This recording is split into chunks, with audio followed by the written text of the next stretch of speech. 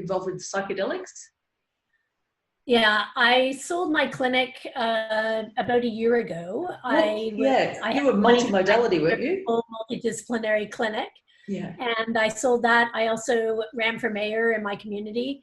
The integration of healthcare policy and data was really important to me. So basically, encompassing all of healthcare means access to medicine, access to compounds that make my patients feel better, and access to data so communities can make evidence-informed decisions on preventative healthcare.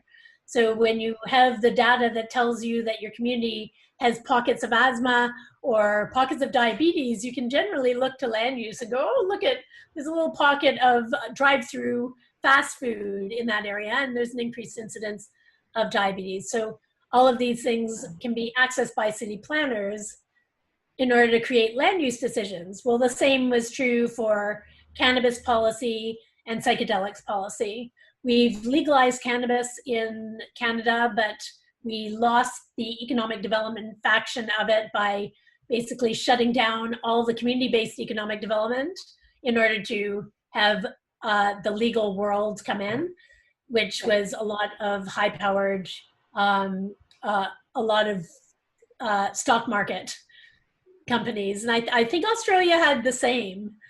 And Yeah. psychedelics are the same. It's access to medicine. You know, there's so mental health, especially during COVID, we see that healthcare research can pivot so quickly. You were mentioning earlier before we got on here about the vaccine trials, which I find fascinating. I know, we're very, very excited. And Queensland, it's funny, we seem to have a really successful research branch in Queensland for some reason. So they've been, obviously this is front and foremost trying to get a vaccination to get everybody up and running. And last week or the week before, I think it was last week, they just started talking about the start of trials on a new vaccination for COVID-19 involving.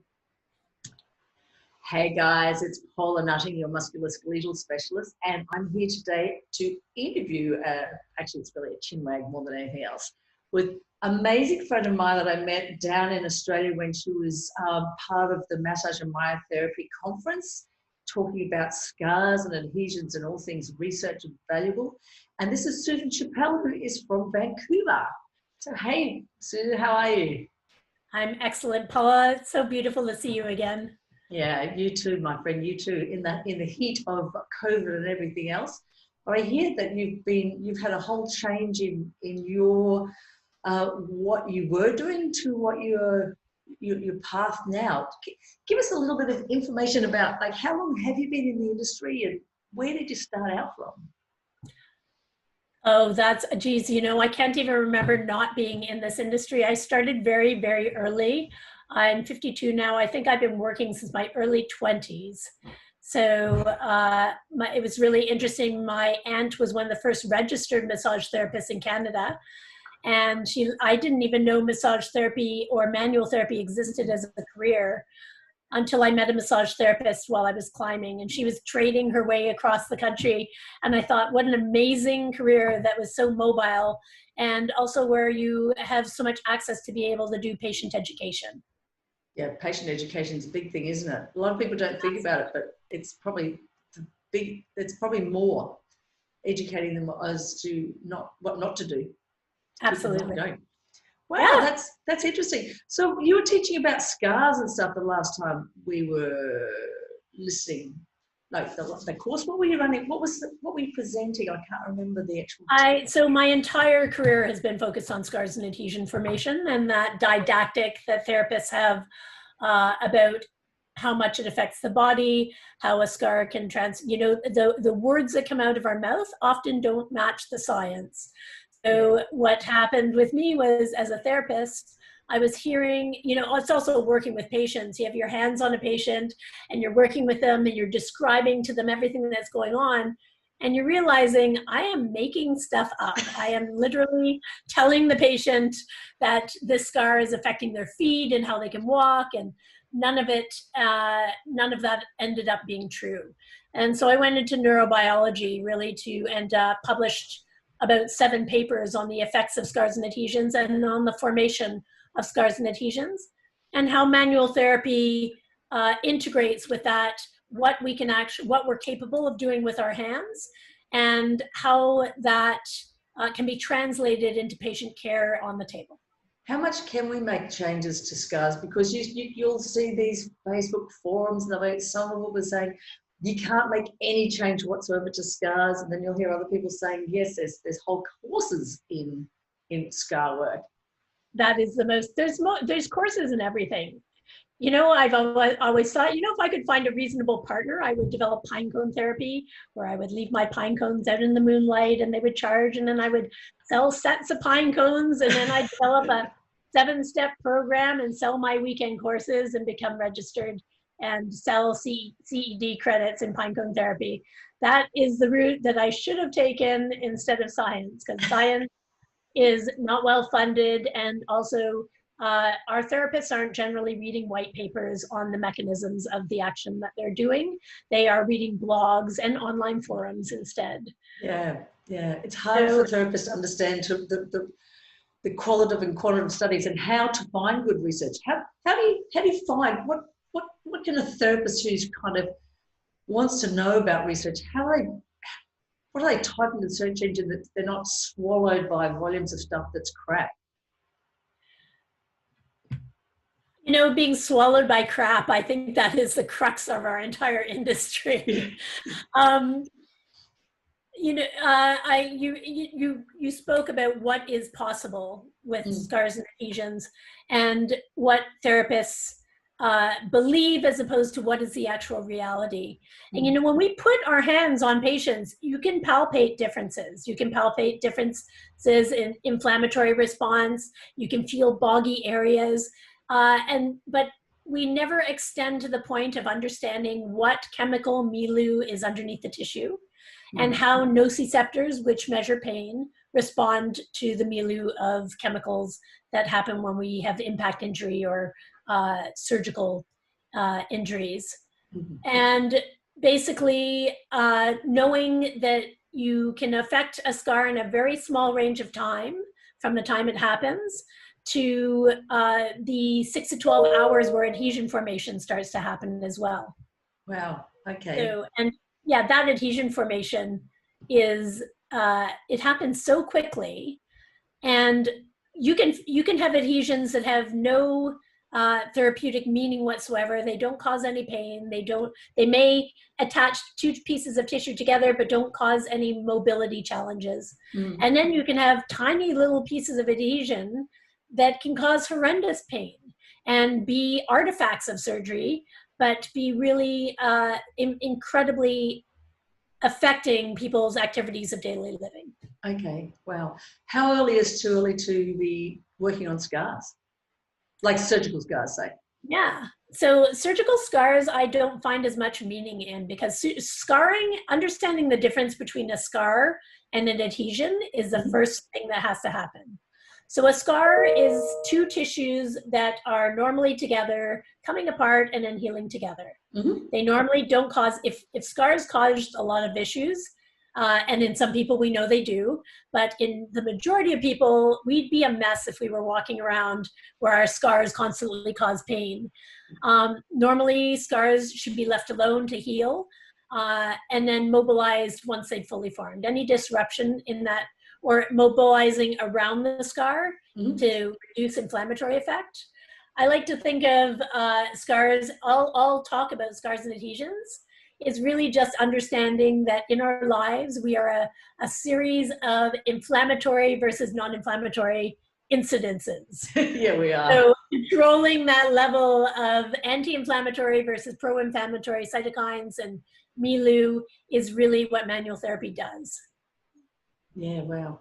So adhesions, that's kind of talking about a different thing, isn't it? Where like the scars create the scar, the adhesion occurs.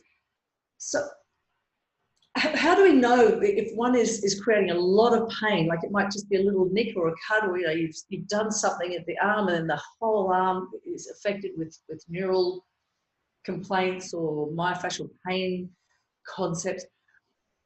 What do you do with that? I love what you said, myofascial pain concepts, because a lot of what we learned, we went through a big period where fascia was everything. And really the nerves that, we don't get a pain response unless we have a neural growth into an area. So controlling the interfaces in between the connective tissue is really more important, like keeping things moving between surfaces, because that is where the pain sensation happens.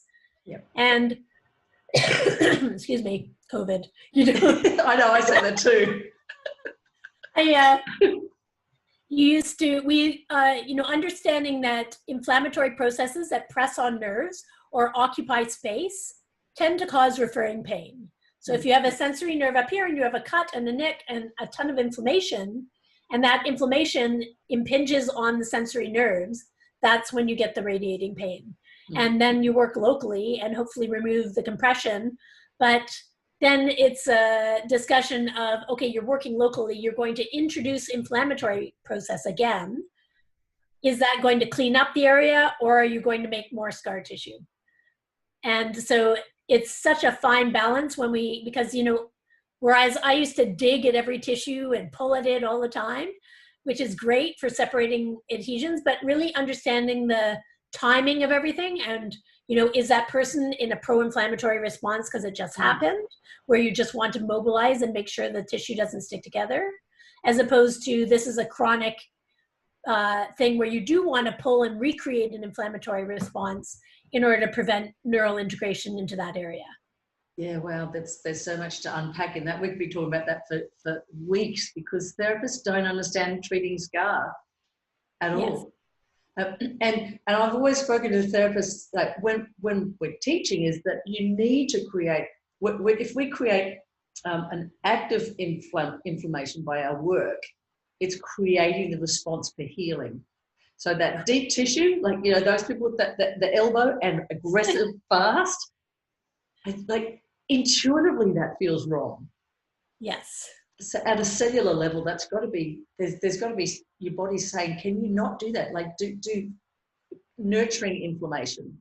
Just kind of sounds weird. I love that, nurturing inflammation. That's totally correct. And it's hard to be intentional with an elbow. It's really, there's areas that really just require broad sweeping treatment and being nice to a person while you're educating them. So, maybe they don't understand how their tissue is healing, or if they're really, I work with, the majority of my patients have always been post-surgical cancer patients. So with full mastectomies or partial mastectomies, or breast implants or breast reductions, all of that surgery really creates a mess in the connective tissue.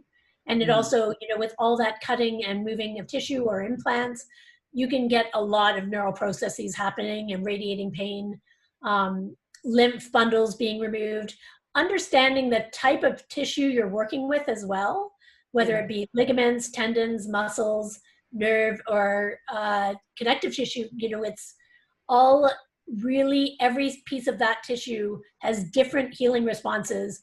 Some are avascular, some are really vascular. And, like for a muscle scar, if you interfere with a muscle while it is scarring and you overwork it with your elbow, you're actually inhibiting healing, because there's such a robust inflammatory response from muscle tissue being so vascular, and you really want that tissue to mend together. Any interruption, you're actually damaging the surrounding tissue and not really helping the tissue heal. Yeah. So talking about patients that you have that have had mastectomies, what treatment advice would you give for therapists who do focus on that kind of, that's their client focus? So how soon are we treating people with mastectomies? I am treating, so often they'll form seromas and from the surgery, depends on how invasive the surgery, if it's full mastectomy, partial mastectomy. I think the first thing I would say to therapists is to understand what exactly happened during the surgery. Were they, was it orthoscopic? Were they just going in and cutting out lumps? Was it ductal? There's so many different types of cancer.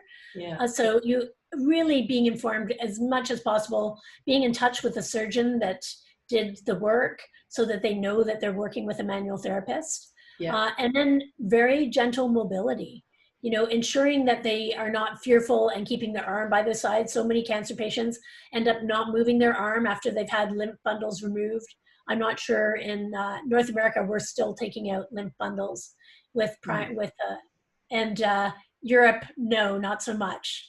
Oh, wow, I didn't know that. Yeah. Yeah, they're not, they actually, once they've taken out the primary cancer, the nodes, the sentinel node is generally not taken out anymore. It generally cleans itself up.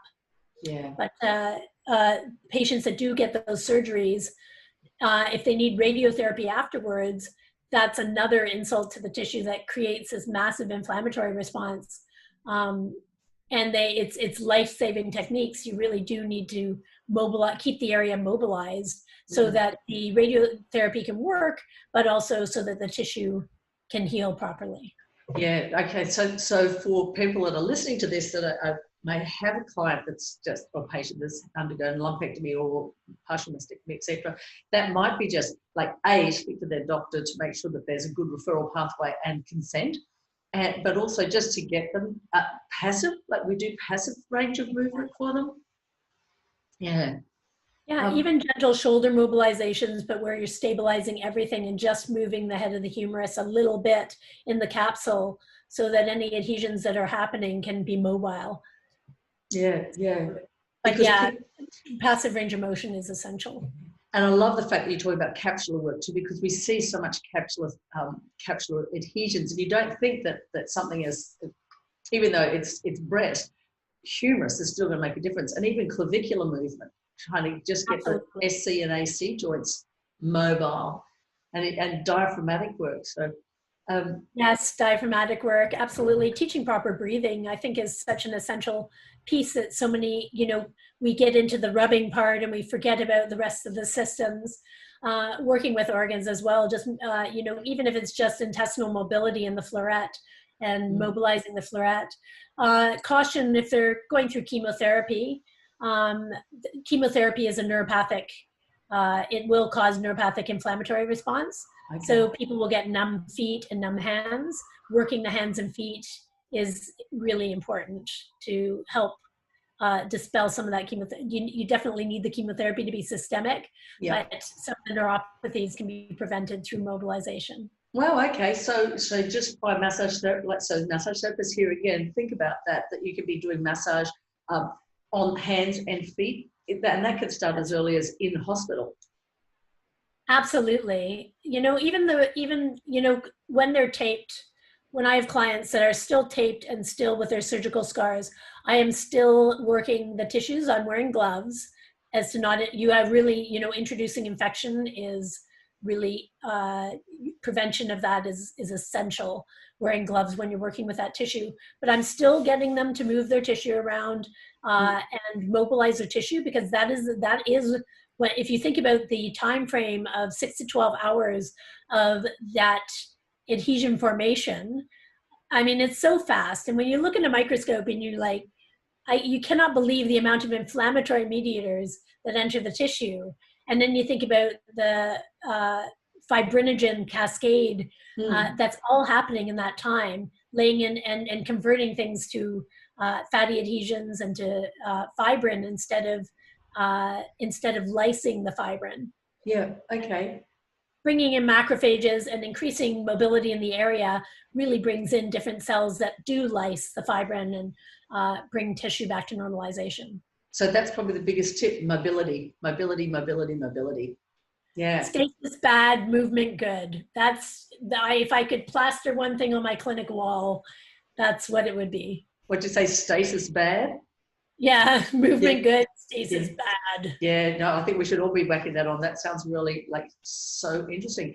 You always talk about research being epic. I love that. And recently you're talking about the work you're involved with psychedelics. Yeah, I sold my clinic about a year ago. You were multimodality, weren't you? Multidisciplinary clinic. Yeah. And I sold that. I also ran for mayor in my community.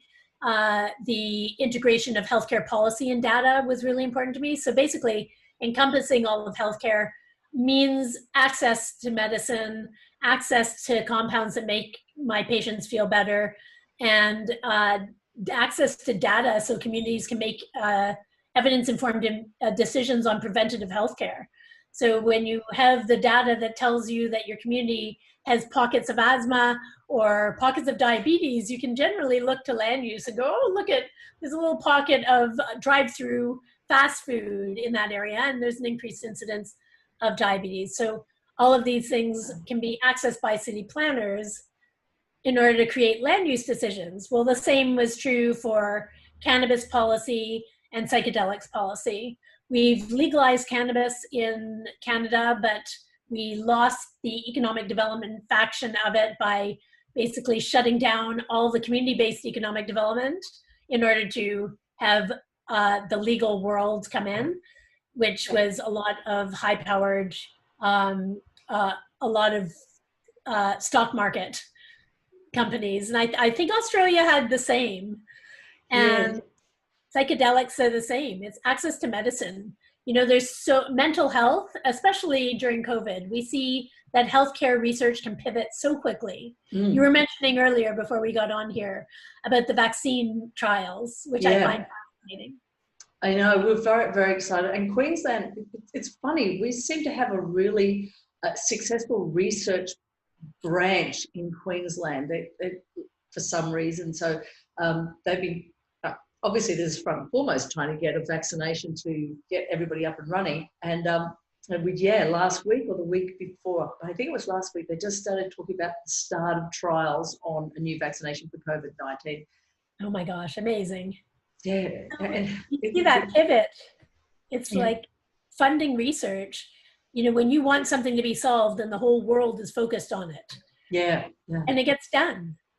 You know, we have so many research facilities that even cannabis labs are now focusing on COVID research. Really? Yeah, they're on testing, on being able to have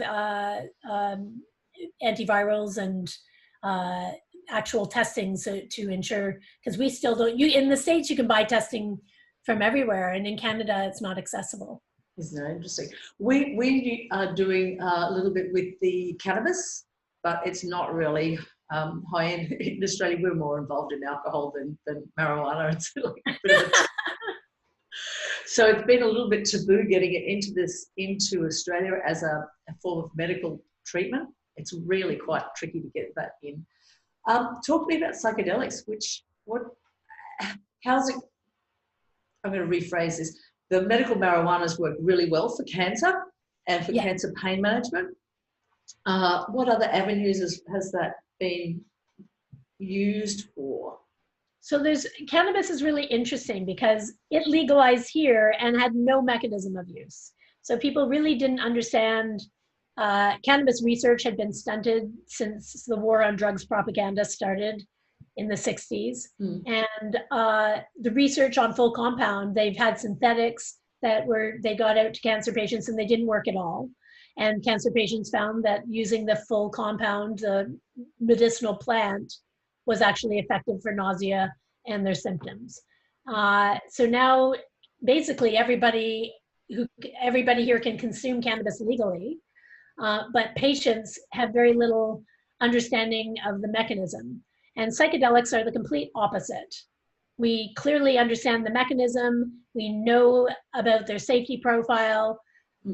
There's still work to be done on what diseases it affects, but the work on cluster headaches, on mental health issues, on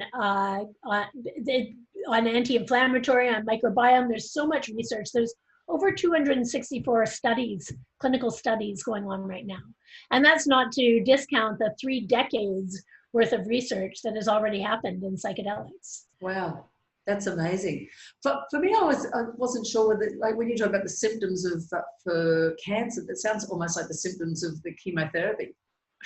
Exactly. That's exactly it. It's the patients that are going through chemotherapy. Cancer is basically a space occupying disease.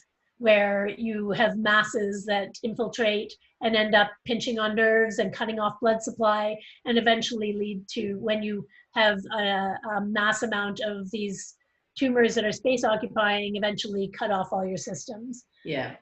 So I think people have trouble understanding this, you know, the disease as a rapidly multiplying cellular level mechanism, whether, no matter what cancer it is, although different cancers affect different tissue and they are different types of cancer. But still, it's all inflammatory effects and space occupying and pain from nerve compression, not really from the cancer itself. Yeah, that's my understanding of it too. With the psychedelics and cluster headaches, that's really interesting, because that's one of those conditions that you know, we learnt about at college, that the 35-year-old male who's waking up and smashing their head into a wall at night because they can't get rid of that ameliorated pain. And the amount of suicides, it's from cluster headaches. I've also experienced that in my clinic, suicides from cluster headaches, where there is no amount of treatment that can relieve the cluster headache. But they have found the effect of psilocybin on cluster headaches is quite remarkable. And it's hard to understand really, is it a pivot in your ideology where you take something and it shows you that you can be pain-free, so you end up moving more? It's difficult to understand how such a small dose of psychedelics and one facilitated treatment can lead to the recovery from treatment-resistant depression and these other diseases. And for a pharmaceutical application, there's not too many compounds that you take in one dose that resolve your issues. No, exactly. Yeah, I'm not going to go there. We're talking about that before. And I opened Pandora's box, but there'll be a whole lot of homeopaths out there that go, yes, there is. It's called homeopathy, but that's a whole avenue that homeopathy is now no longer included in our private health, because we had a peer review a few years, 2000. And they found that shaking sugar molecules with muscovy duck heart really didn't cure a cold. Yeah, I know, exactly. Exactly. But I do believe in minute doses. You don't need massive doses to make big differences. The microdosing. That's exactly what my new company that we're developing, it all started around the theory of microdosing. And then we expanded that hypothesis to, we wondered what other compounds could be used in smaller doses, subtherapeutic doses. But it doesn't mean that the molecule doesn't exist. You're still taking the molecule. If it's psilocybin, you're just, instead of having a hallucination, you're taking a subtherapeutic dose.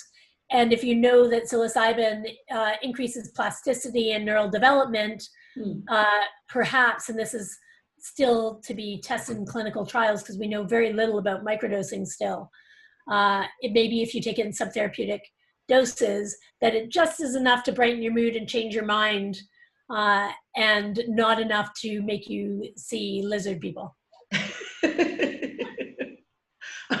Yeah. Our fabulous CEO, she's finished off now. She's graciously retired after 16 years of hard work. Trish Hughes, she was on Lyrica for protracted back pain. She wouldn't have a problem with me telling the story. And she said they were giving her massive doses of Lyrica, which is, as you know, helps for neural pain. And she was driving. And the side effects. Oh, terrible side effects. Terrible side effects. She said she was driving to work and she looked out the window and saw a teapot and teacups floating beside her along the side of the car as she was driving. She went, I'm going to pull over now. Oh my gosh, Trish. Yeah, Trish was who brought me over to Australia. I'm happy that she contributed so much to the industry. She was brilliant. Yeah, she absolutely has been, and she's still involved in our magazine, the quarterly magazine. She's still finding really strong content writers for it, so that's really good too. And I'll probably put you two together because it would be great to talk about this microdosing. talk to me about your new business. That's exactly, well, so Haven Life is our new business. And Haven Life is we're basically a startup, but we are going public. And we've raised funds basically to help develop methodology and a Canadian compound library so that researchers and academics have access to the compounds that they need to bring the work forward that needs doing in order to develop policy around safety. So we're still in a place where we need more research, even though there's 3 decades of research. But because research was stunted under the Schedule I drugs, none of the methodology or the extraction science was developed because researchers had no access to these compounds. So in the United States and Canada, the research papers that are published, you'll read them and they have, normally research has methods and you'll know exactly where people get their compounds. But in any of the psychedelics research, it's very unclear where people get their compounds. And also, it's really, it's not well understood if we can even grow these mushrooms at scale. And if they are of benefit, we will need a centralized supply chain that is safe, secure, reliable, where we understand the dosing and where we can study the entourage effect. Because using synthetic psilocybin is not the same as taking a full spectrum compound. And as we said before, we found this in cannabis, that synthetic THC did not elicit the same effects as the fully botanical plant. And our company feels the same about psilocybin in the mushroom form. So we are going to be growing mushrooms and developing the methodology around growing the mushrooms to be able to standardize this, as well as looking at the flavonoids and other compounds that are available in the mushroom so that we can study entourage effect and be able to break down the compounds and figure out what exactly works. That's so exciting. That's just, it's new world, isn't it? I am so excited about this company. And, we also have a natural healthcare arm where we are developing natural medicines basically derived from fungus as well. But we will be using the compound library to develop new, innovative, novel compounds that we can include for human health that are outside of the Schedule I drugs, but are still psychoactive. Yeah. Wow. That's incredible. That's so cool. And it's one of those things that we really need to get more and more information. So talking about, I'm trying to get back to the research area again and how therapists can, are there any keywords and things that they can assist them in trying to do research, like valuable research? We developed the JNAP in Vancouver. And I think I explored some of that when I was presenting in Australia, but the JNAP was basically my solution for charting across disciplines. And it allowed me to use search words so I could look at my own clinical practice and look up back pain and look up visceral work, see what therapists were working. If you have a multidisciplinary clinic, it allows you to do research in your own clinic to see what techniques are being used. Every single one of my therapists had visceral work on their resume and on their website and their profile said they did visceral work. When I looked in their charting, 1 over 10 years actually mentioned it in their charting. Oh, wow. They actually gave a full description of what they had done, what their intention was. So I think that just even in your own practice, even if you have a solo practice, keeping track of your treatments and using keywords, and then using a software that can search your keywords. So if a patient comes in and you've been seeing him for 5 years and he's like, I have this back pain again, you can look up in his chart, search back pain, see what worked 5 years ago, and then reiterate the same treatment for him and say, 5 years ago you had the same back pain. And, you did the exact same chore that caused this back pain. Let's try the same treatment. And so they understand you're giving your patient confidence in your charting and that they're confident that you're keeping track of their healthcare, which is important for a patient's psychology to get better. But also you're keeping track of the treatments that you're using and know what works. So did you use a certain modality? Were you doing joint mobilizations when you should have done skin pulling? Where, And also understanding the chapter I published in the book Fascia for Osteopaths, that contains all of the, and I'm updating that chapter for the Canadian therapeutic envelope, basically all the manual therapists in Canada, because it was written in 2017 and there's been so much more work where we now understand, even with tendinopathies, we published on tendinopathies, where we, in 2018, we published a paper in pain where it was with mechanical, we had the rats develop repetitive strain injury by pulling levers. And we used to think that it was, you know, tendon in the sheath gliding and adhesions between there. But now we know that the fibrosis develops between the skin layer and the tendon. And that the nociceptors grow into that tissue so that anytime you move your tendon, it's pulling on these nociceptors and causing radiating pain. Yeah, wow. So that's so different than my idea of me working on the tendon and scrubbing at the extensor carpi radialis brevis and longus and thinking of the pain. But now I'm just basically like mobilizing the skin in between to work on the nociceptors and disrupting the nociceptors. Isn't that incredible? So that's a textbook, is it? Like it's a manual book? It's actually a book versus. Do I have a copy? Yeah, you can, or you know, I highly recommend the book because it is, I'm just looking up above. I have it here somewhere, but it's basically, it's got all the amazing neurologists in the space talking about, there's some woo-woo, as there is in osteopathy, and some people publish still on energetic techniques, which are, you know, I could be treating you from here and being like, oh, I see you over there. We know how much you love that stuff. I was me treating your uterus. I was feeling the immobility and just sending energy shooting through your uterus. Yeah. But yeah, so some of the techniques are really not very great, but Wilfred Yannick also published a chapter in the book. It's actually excellent and it's available online. I wish I could see it. Oh, I found it. Oh, good. Let me just grab it and I can show you a copy of it. And because it is available online and it has some excellent authors in it. Including you. What's it called? Fascia and Fascia and the, I don't know if it's backwards by Zoom, no, it's forwards.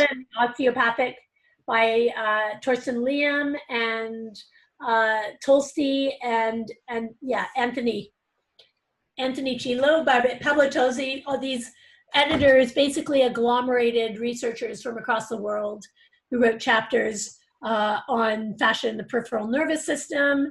The diagrams are amazing, and I can't recommend it enough. It was published by Handspring. Okay, perfect. That's great. And even just for therapists that are listening to this going, oh my God, I didn't realize that we could do skin pulling to make a difference to tendinopathies, because yes, that's all brand new stuff. Robert Libby, who's from Toronto, I think. He's an LMT. Yeah. He's just launched his book on ligamentous referral pain, which is really interesting to actually have a look through. So and that was all about charting. He'd have the old terrifying trigger point chart, the Chapelle and sinus trigger point charts, and patients would say, you can read our paper on trigger points as well. Yeah, well, he said that his patients come and go, it kind of looks a little bit like that, but it's not really like that. He'd say, well, can you draw where you feel your lines are? And he just had the maps, and having clients and patients would come and say, this is the common referral pattern, not that. This is what I feel. And then you have to also understand that nerves travel down those pathways. It's not necessarily ligaments. So when you have compression, you could have compression between the surfaces that press on areas that hit a nerve and then travel. And people deciding that, you can say, oh, well, the tendon travels there, it must be the tendon. Yeah. But really understanding neurology, you can say that there's common pathways in neurology, and it's probably going to be a nerve causing nerve pain, not a tendon causing nerve pain. No, and I agree. Tendons don't really do although you can, it's the same as, it's a pet peeve of mine when therapists or patients go, can you get in between my shoulder blades and really rub hard? I was like, I can, but what do you want me to do? Inflame the nerve? There's a big bundle right there that you want me to. Amen, sister. Yeah. That's what I have to say to that. Yeah. It is so refreshing to hear, it's our patients want us, when you're digging at something, if they do have an inflamed nerve, digging at it does, because it's like knocking on your head when you have a foot pain. For a minute, you realize that the foot pain's gone. It's called counter irritation. Yeah. So when you rub really hard, it feels good because you're creating a new pain, and your brain can only focus on one pain at once. Yeah. So that counter irritation can be a beautiful part of your treatment if you understand the mechanism of it. Yeah. But when new nociceptors, I like to think of things like tiny little neuromas that develop in between the skin, where you have these out of place nociceptors that are not supposed to be there, and they basically are caused by you have damaged tissue from repetitive strain or impact injury or surgery. And then the nerves try to sprout to the new tissue when they've been damaged, but they end up just growing into the connective tissue. Yes. So it's really irrelevant pain, even though it is a pain, and the patients don't find it irrelevant, but it's not a pain that's meaningful. It's not a pain that's causing organ damage or other inflammatory responses, but every pain comes with an inflammatory response. Yeah. So then it's right back to the pro or anti-inflammatory effect that you're having in your treatment, where you may want to pull the skin on the scapula because you disrupt that pain. You're still giving them that ugly pain that they want. Yes. But you may be disrupting the fibrosis between the layers. Yeah, and less inflammation because you're not compressive and actually creating tissue damage. Yes, exactly. Which causes more inflammatory process. Yeah. Which means you get your patient back the next day, but that's not really, you don't get the referral that you want. No, anti-referral really. What about nutrition and anti-inflammation? Like calming the alimentary system down. What's your thoughts on that?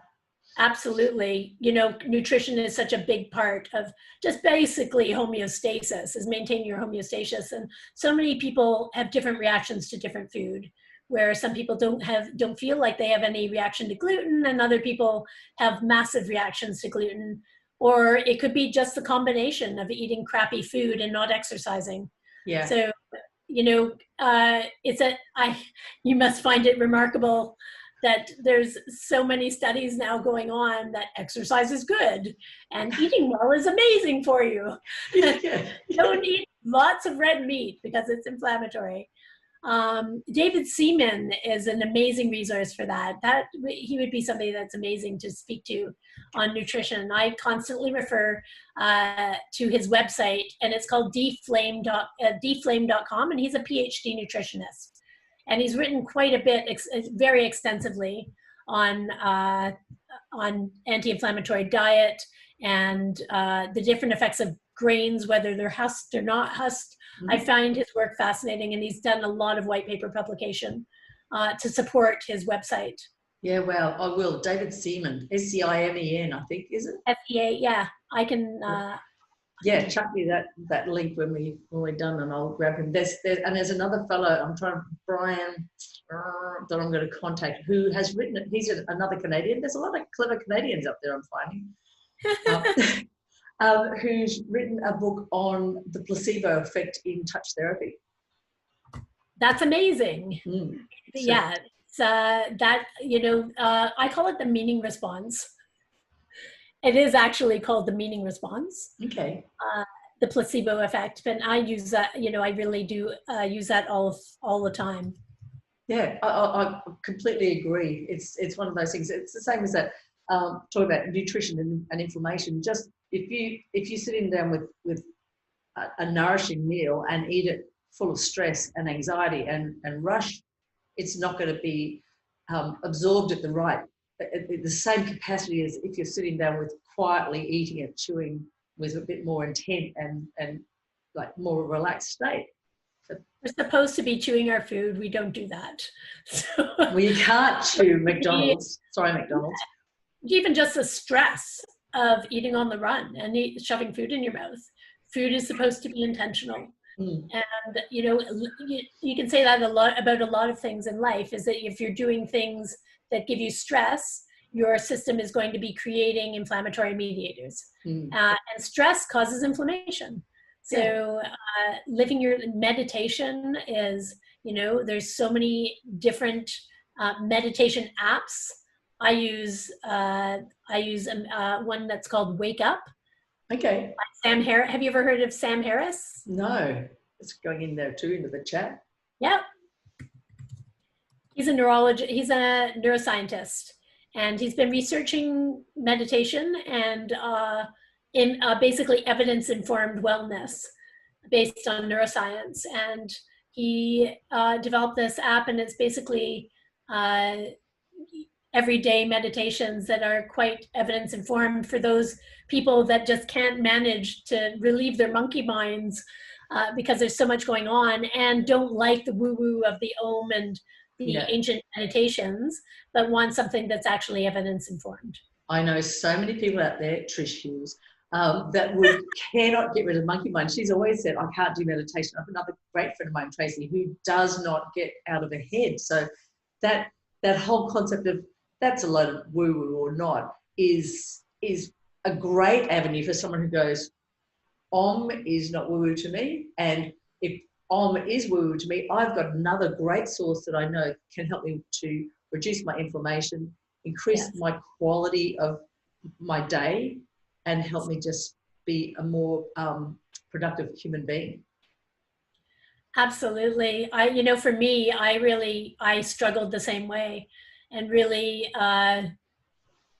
for me, it was understanding that my mind did need to be, for my body to heal, I need to be quiet. I need to have those reflective moments. For me, I get it during exercise. And I had severe healthcare challenges when I was a child. I still do. I'm on lots of medication. And without exercise, proper diet, massage, and manual therapy, I wouldn't be around today. So that's a pretty massive incentive to be well.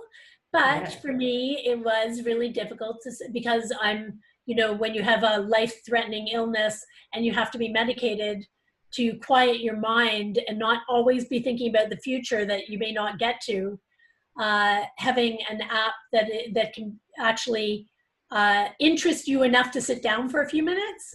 And really, when you think about it, he's, the Sam Harris app starts in 5-minute increments. And I say to myself, I can manage 5 minutes. Yes. And then it becomes so helpful and so necessary in my day. He basically talks about having even a moment of reflection before you're speaking. So you're quieting yourself before you're forming opinions or before you're going out on stage and speaking to people. I've used it quite a bit in preparing myself for interviews because I get butterflies, I feel nauseous, my autonomic nervous system goes crazy. And that is an inflammatory response. That is not good for me. So creating that moment of quiet for your system, it's not like meditating your mind as much as meditating your system. Good point. Good point. I can't even imagine you having butterflies. I mean, you've always, every time I've seen you speak, it's been so erudite and fun and quirky. And you don't see the part where I go to the bathroom 50 times before I speak, crap my pants, and worry about everything. I was Australia that I spoke after your. There was an amazing physician that spoke at one of your events, and he basically ran the Australia Medical Society, and then I was speaking after him, and I have never been so terrified walking into that room.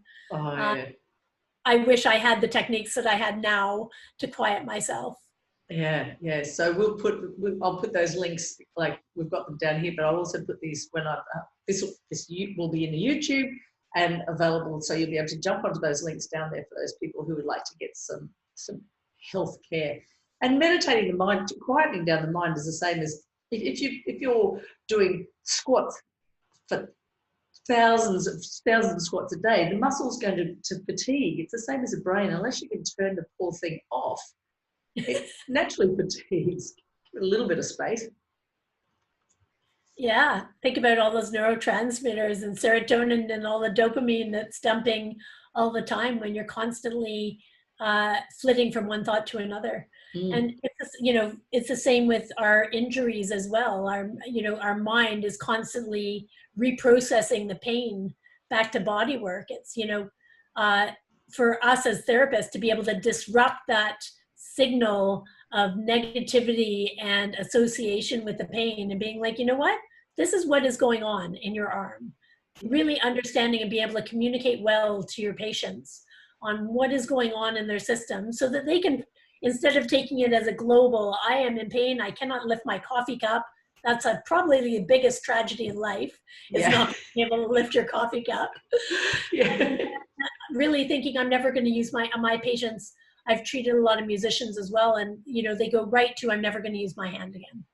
So being able to back up that process and really encourage them to think differently about their pain mechanisms, to take control of their pain, and to be able to say, no, look, if you do your own treatment on your body, if you're pulling your skin, if you're offering different ways to use the tissue, offering different ways to pick up their instruments or use their coffee cup or whatever gave them that pain in the first place. Is so empowering, and it's a part of our career as well that we forget. It's not just moving tissue. Yeah, it's what comes out of here, and what you shouldn't be doing. There's a lot of things that, oh my god, like that's so terrible. Oh, that'll take 4 or 5 treatments. Like that's not. No one wants to do that. That's not very helpful. No. Let's go on this journey together to program. Yeah, on pine cones. I've charged them in the moonlight. Oh, you'll have to bring them back for a recharging every month. Yeah, exactly. At only the small cost of $99. Yeah. Oh, wait, I'll put the link for my pine cone therapy in there. So, like I've been mindful, we've been going for almost an hour, which is kind of so quick. The time goes fast in these crazy things. So fast. I know. What would this Susan, if she could roll back in time to that 22-year-old, what advice would you give her that might help her on her work life journey?